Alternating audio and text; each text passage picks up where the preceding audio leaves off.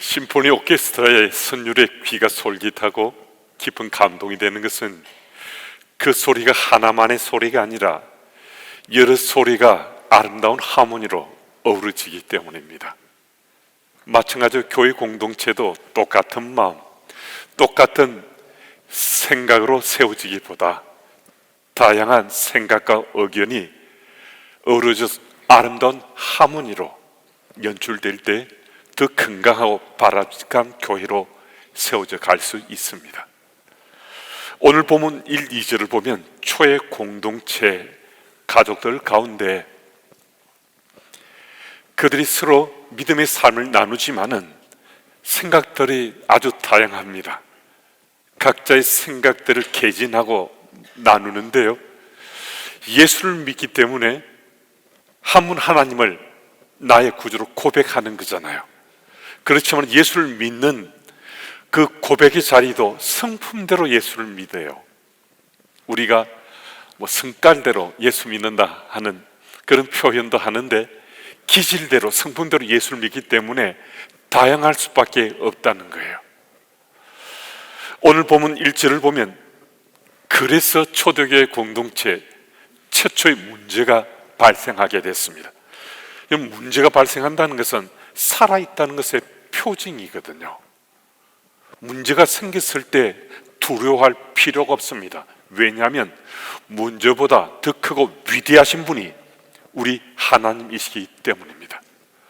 문제는 풀어가면 되는 거거든요. 하나씩 하나씩 해법을 찾아가면 됩니다. 오늘 본문의 문제는 히브리파 과부와 헬라파 과부 사이의 갈등과 다툼이 생긴 겁니다. 초대교회 예루살렘 교회 내에는 당파가 두 개 있었습니다. 히브리파, 헬라파였습니다. 히브리파는 유대 땅에 살면서 예수를 믿게 된 사람들입니다. 그리고 다른 하나 헬라파는 이방 땅에 살다가 예루살렘으로 이주해서 정착한 사람들인데 그 사람들이 예수님을 믿게 됐습니다. 이들이 예루살렘 교회 안에서 함께 신앙생활을 하게 됐어요. 삶의 뿌리가 정말 다른 사람들이잖아요. 유대 땅에서 평생을 살아온 사람들, 그 선조 윗대도 계속해서 살아온 사람들이 있는 반면에 아예 이방 땅에 태어나서 이방 땅이 뿌리를 할 만큼 살아갔는데 유대 땅으로 이주해서 이제 삶을 시작하고 예수를 믿어서 한 교회에서 만나게 된 겁니다. 보이지 않는 장벽들이 생길 수밖에 없는 거예요. 한마디로 히브리파 신자들과 헬라파 신자들은 자기 팔을 더 챙기는 당파 의식이 생기게 되고 이로 인한 이질감이 더 서로를 불편하게 했습니다. 히브리파 신자들은 유대 땅에 머물면서 계속 살았으니까 아람어를 사용했습니다. 그리고 유대 전통을 계속 대를 이어서 지켜온 사람들이거든요. 그런데 헬라파 사람들은 이방 땅에 살다가 다시 돌아와 정착한 사람들인데 그들은 헬라어를 쓰는 거예요. 아람어를 잊어버렸습니다. 뿐만 아니라 유대 전통도 그들은 거의 다 잊어버렸습니다. 모국어를 잊어버린다는 것은요, 엄청나게 낯설 수밖에 없거든요. 생활습관 곳곳이 이방 관습이나 습관에 채워져 있다 할 정도로 참 이 부분이 극복이 잘 안 됐습니다. 그래서 선민의식이 뿌리 깊은 히브리파 신자들이 볼 때 헬라파 신자들은 보기 너무 거북한 거예요. 그래서 무시하곤 했습니다. 헬라파 사람들이 이런 분위기 때문에 사실은 여러 면에서 적잖게 불편했는데 이번에 이 사건이 터지자 폭발한 겁니다. 예루살렘 교회 교우들 중에 적지 않은 사람들이 자기 것을 팔아서 매일같이 가난한 사람들을 구제했습니다. 그런데 이 주도권을 누가 잡았는가? 히브리파 사람들이 주도권을 잡았습니다. 그러다 보니까 히브리파 과부들은 앞다투어 부재를 하는데요, 헬라파 과부들에게까지는 손이 잘 안 갑니다. 그런데 헬라파 과부들이나 헬라파 교우들이 생각할 때 이런 불편함이 어디 있느냐고, 이런 차별이 어디 있냐고 원망하고 불만을 터뜨리게 된 겁니다. 예루살렘 공동체에 이런 문제가 처음 생기게 됐습니다. 그런데 여러분, 중요한 것은요, 문제가 생겼을 때 어떻게 푸는가 하는 것입니다. 이런 불평과 원망이 생겼을 때 사도들이 어떻게 그 해법을 찾았는가 하면요, 참 우리들에게 도전이 되고 교훈이 됩니다. 2절 말씀을 우리 같이 읽어볼까요? 2절입니다. 12사도가 모든 제자들을 불러 이르되 우리가 하나님 말씀을 제쳐놓고 접대를 일삼는 것이 마땅하지 아니하니. 문제가 생겼지 않습니까? 불만이, 원망이 폭발했습니다. 터져 나왔습니다. 이 문제 앞에 이 사도들은 단번에 이 문제 해법을 찾았습니다.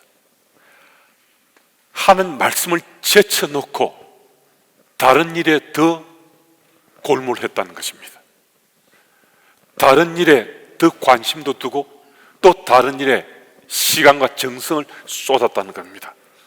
그들이 문제가 생길 때 하는 말씀을 제쳐두고 다른 일에 더 우리가 마음을 쏟았구나, 우리가 다른 일에 더 열심을 경주했구나.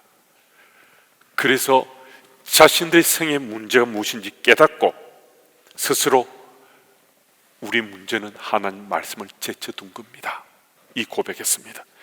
여러분, 생의 문제를 하나님 말씀을 제쳐둔 것을 찾는 사람은 참 복이 있습니다. 왜 복이 있냐 하면요, 문제의 해법이 나의 문제면요, 내 속에 있는 거면 이건 사람이 이 문제를 해결하려고 나설 거잖아요.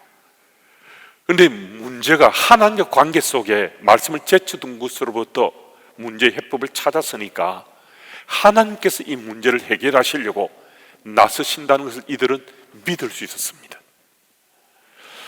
여러분, 문제를 해결해가는 그 도구는 사람일 터인데, 그런데 해결의 주체가 하나님이시다, 아주 분명하게 고백했습니다.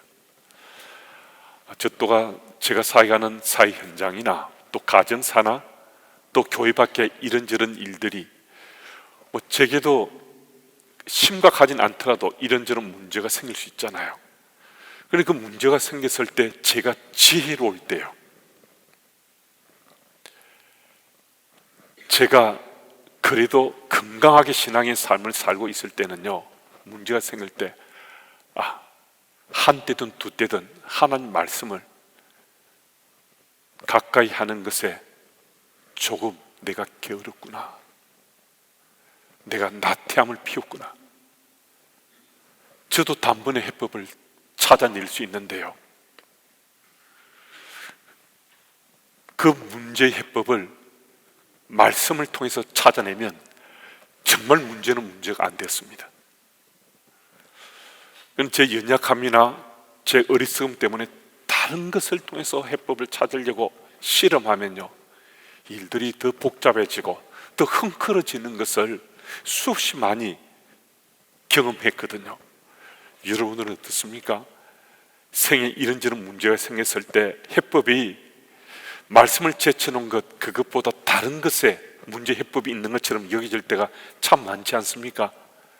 근데 하나님께서는 아주 분명하게 사도행전 6장 말씀을 통해서 우리들에게 다른 것보다 하나님 말씀을 가까이 하지 못했는지, 한때든 두 때든 내 삶에 그런 모습 없는지 그것을 먼저 찾아보라는 겁니다. 그곳에서 문제의 해법을 찾을 때 놀랍게도 하나님께서 하나님 능력으로 우리의 생의 문제를 다 해결해 주심을 아마 여러분들이 이미 체험해왔고 지금도 아마 그 소망 가지고 지금 살고 계실 수 있습니다. 이것은요, 믿음의 우리 선배들에게도 그러했어요. 시대와 공간을 뛰어넘은 우리 선배들의 그런 이런 놀라운 은혜가 있었거든요. 우리들에게 있었고 우리 다음 세대도 하나님께서 이런 은혜를 베푸십니다. 여러분, 이 사실을 믿으시고 생에 문제가 생겼을 때 다른 데 원인을 찾느라고 시간을 낭비하고 소진하기보다 하나님 말씀을 혹 내가 가까이 하지 않은 것이 이 생의 문제의 출발이고 문제의 주 요인이었다, 이 사실을 기억하고 돌았으면 단번에 해법을 하나님께서 찾게 해주십니다. 이 사실을 믿으시고 지혜로운 하나님의 사람들이 다 되시기 바랍니다. 그리고 생에 문제가 생겼을 때요, 이 해법은 우선순위가 참 중요하다는 것입니다. 여러분, 문제가 생겼을 때 그 문제가 왜 생깁니까? 문제가 생길 때 대체적으로 대개의 경우에 본질적인 것 가지고 문제는 잘 안 생깁니다. 비본질적인 것 가지고 문제가 생기는 게, 우리의 그냥 일상의 삶 가운데 생기는 문제는요, 거의 대부분 비본질적인 것입니다. 가정에서건 일터에서건 교회에서건 다른 공동체에서도 갈등이 야기될 때 보면요, 본질적인 것 때문에 문제 생기는 경우는 거의 없고요, 거의 비본질적인 것 때문에 문제 생깁니다. 여러분, 가정사를 한번 생각해 보십시오. 여러분, 어떤 때 부부 사이 다툽니까? 어떤 때 우리 자녀들하고 갈등과 또 이런 고민거리 생깁니까? 뭐 예를 들자면, 내가 언제 그 말 했어? 아니, 당신이 그때 그 말 했잖아. 아니, 그렇게 말해놓고 왜 발뺌하는 거야? 이렇게 시작하거든요. 근데 말을 했니 안 했니 하면서 그 말을 서로 주고받다 보면요, 감정 싸움이 되고요, 이 감정의 싸움이 다 어떻게 됩니까? 중리 산이 여기까지 발전하게 되는 거거든요. 그래서 정말 안타깝게도 정말 사소한 것으로부터 시작됐는데 가정이 깨어지는 그 이야기를 우리 어쩌면 빈번하게 들을 수 있습니다. 돌아보면요, 분명 길가는 가정이 깨어졌는데 문제는 정말 사소한 것으로 시작해서 그런 엄청난 일까지 일어났다는 것입니다. 여러분, 교회도 마찬가지인데요, 교회도 본질적인 것 가지고는 거의 다투지 않습니다. 비본질적인 것 가지고 다투거든요. 우리가 기도를 열심을 다해 주님 앞에 무릎 꿇어야 되나? 그러지 말아야 되나? 말씀을 열심히 묵상할 것인가 말 것인가? 성경 공부에 참여할 것인가 말 것인가? 이런 문제로 다투는 교회는 거의 없습니다. 무슨 문제로 갈등과 다툼이 있는가? 예배 순서에 왜 변화를 주었는가? 피아노를 왜 저기에 위치하는가? 성전의 꽃장식을 왜 저런 꽃으로 했나? 저런 모양으로 했나? 강대상을 왜 통나무로 만들어야지 크리스탈로 만들었나? 뭐 이런 이야기 가지고 서로 티격태격하다가 이게 감정 싸움으로 발전하게 되고요, 이게 더 진행되면 골이 깊게 파져서 교회가 갈라지고 교회가 깨져버립니다. 정말 사소한 거거든요. 정말 사소한 것을 출발해서 그런 심각한 문제까지 계속 나아갑니다. 여러분, 전술한 것들은 다 비본질적인 거잖아요. 본질적인 게 하나도 없습니다. 여러분, 우리가 교회 일을 할 때 할 일이 적지 않을 수 있습니다. 그리고 또 내가 하는 일이 굉장히 중요하게 여겨져서 그 일은 꼭 해야 돼. 그 일은 포기할 수 없어. 다른 일은 난 못하더라도, 다른 사람이 도움을 요청해도요, 그것보다 일해야 돼. 우리가 그곳에 집중할 수 있습니다. 잘못됐다는 것이 아니에요. 제가 4절 말씀을 읽겠습니다. 우리는 오로지 기도한 일과 말씀 사이에 힘쓰리라. 분명히 교회에 문제 생겼잖아요. 문제 생기는데 사도들은 교회 리더들이거든요. 리더들은 문제의 해법을 찾아가는데 그 동기를 부여해 줄 수 있는 세움받은 사람들입니다. 앞에 놓인 문제가 분명히 다툼의 여지가 많을 수 있는데 사도들은 자신들이 할 우선순위를 정했습니다. 기도하는 일과 말씀 사이에 집중하겠다는 겁니다. 여러분, 이들이 다른 방법으로 히브리파 과부들과 헬라파 과부들 때문에 생겨서 히브리파 헬라파 나눠 싸우려고 하는 이 상황 속에 다른 해법이 아니고요, 우리는 기도하는 일과 말씀 사이에만 집중하겠다, 제자들 앞에, 교우들 앞에 선포했습니다. 왜 사도들이 제자들 앞에 이런 선포를 했는지 아십니까? 여러분, 우리에게 생명이 있고 소망이 있고 우리가 하나님 나라 백성으로 살게 한 것이 바로 말씀이지 않습니까? 여러분, 어떻게 예수 믿게 됐습니까? 오늘 그리스도는 우리가 어떤 동력으로 살아갑니까? 오늘 우리가 살아가는데 시간도 드리고 또 물질도 바치고 또 봉사를 하게 하는 주 요인이 뭡니까?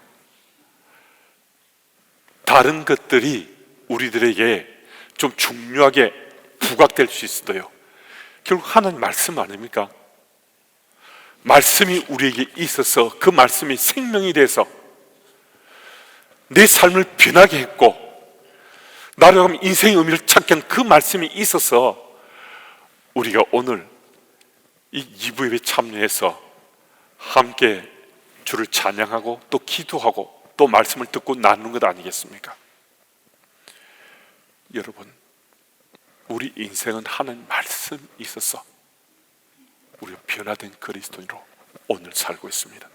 그래서 우리가 말씀을 통해서 변화되면요, 내일도 변화된 그리스도인이 살 수 있는데요, 말씀만으로는 이게 부족할 수 있습니다. 바로 기도가 정말 필요한데요, 그래서 이 사도들이 자신들은 기도하고 말씀 사이에 전무하겠다, 전념하겠다 한 거거든요.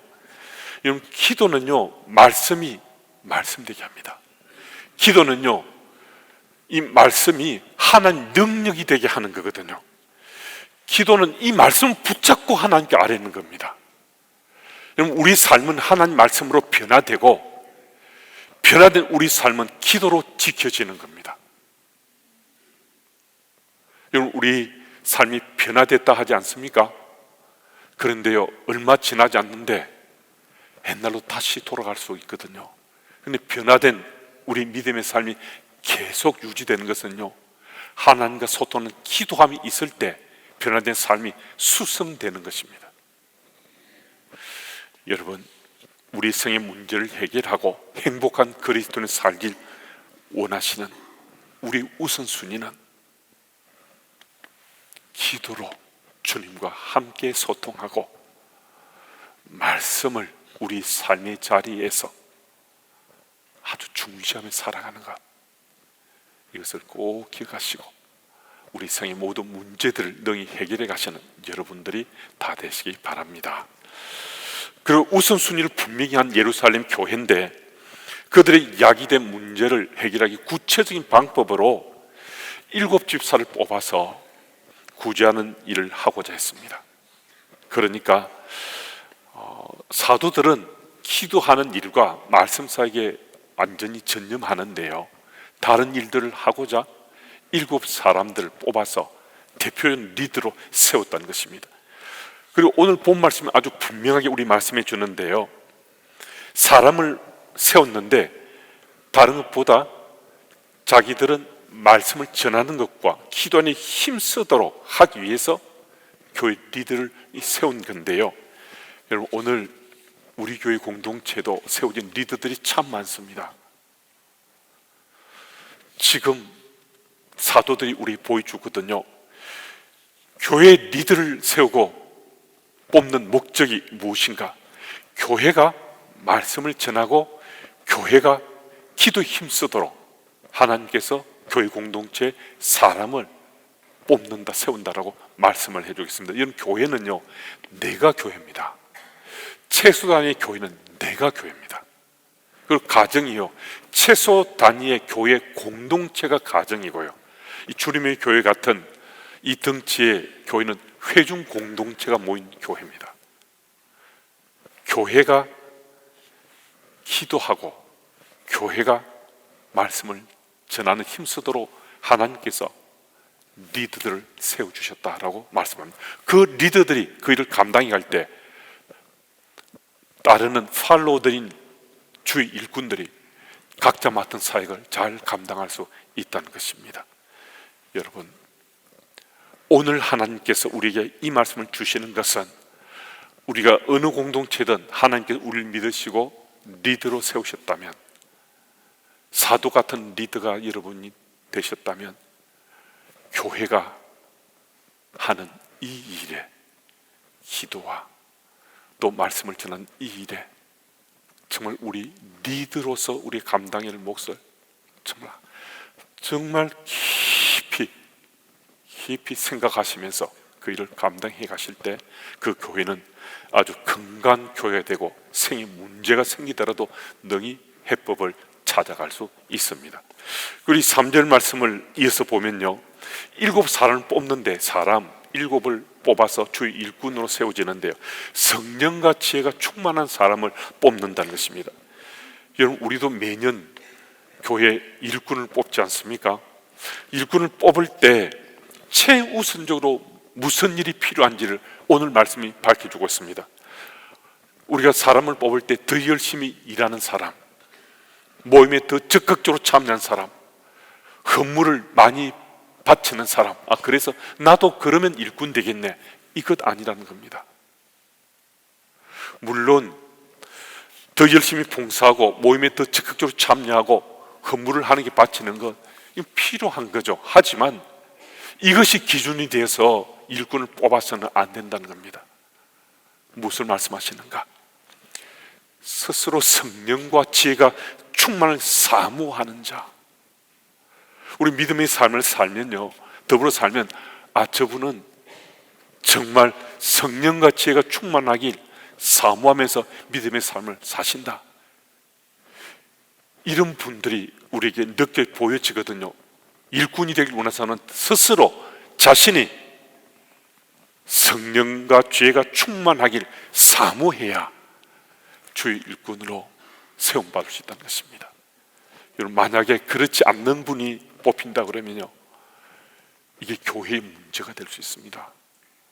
리더로 뽑혔는데 성령과 지혜를 사모하지 않고 익숙한 기술이나 익숙한 어떤 방법이나 방식으로 교회 리더로서 역할을 하려고 하면요, 교회에 심각한 문제가 야기될 수 있습니다. 여러분, 오늘 하나님께서 우리 공동체에 리더를 세우시고 다른 팔로워들을 하나님께서 서로 공동체 가족들로, 영적 가족들로 세워주셨는데요, 성령과 지혜가 충만하기를 사모하며 앞장서서 리더십을 발휘하고 팔로워들은 그런 분들을 따라서 우리가 믿음의 삶을 살면 주님의 교회는 정말 하나님 기뻐하신 교회로 더 든든히 세워져 갈 수 있습니다. 그 현장에 함께 서시는, 그래서 교회에 어떤 문제가 생기더라도 리더들이 리더십을 정말 잘 발휘해서 하나님께서 우리에게 오늘 본문을 통해 말씀 주신 대로 문제 해법을 잘 찾아가는 우리 교회 공동체 가족들이 다 되시길 축복합니다.